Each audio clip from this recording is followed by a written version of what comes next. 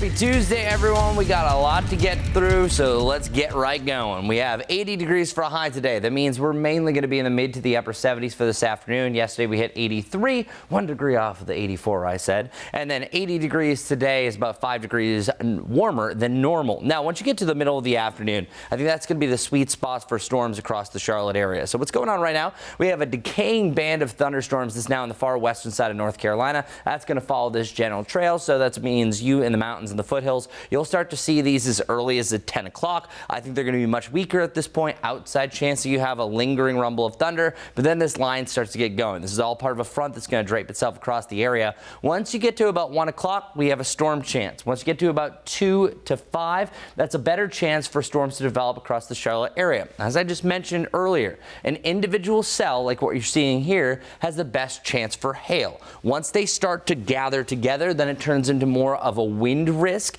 and I think that that's going to be a possibility right at the beginning of our evening commute. Notice how they start to cluster together, and then once you get to about 8 o'clock, our severe window has closed. So that's our window. 1 to 8 o'clock, you have a chance for some hail in the earlier part of the window. Strong winds really mid to late afternoon, and then lightning throughout that time frame. That is round one. And what I also want to show you is there's a near zero chance for tornadoes, but we do have some trails of what are called wind shear tracks or rotation in the atmosphere. This simply can mean that sometimes can corkscrew the storms a little bit higher. That promotes a little bit more of a hail environment. So just keep that in mind that hail, as we saw on April 11th, could happen. As far as how much rain we see, I think up to a quarter to a half inch looks to be the higher end. Maybe some areas a little bit more, just depending. Our rainfall chances continue for the rest of the week. Scattered pretty much each and every day. Only exception is going to be Thursday. And as far as our storm fuel goes, I think it's going to be highest today, and outside of that, it really trends a little bit further south. So moving forward, your Wednesday afternoon, this is going to be our next round of storms, but I think most of the storm activity is down here in South Carolina.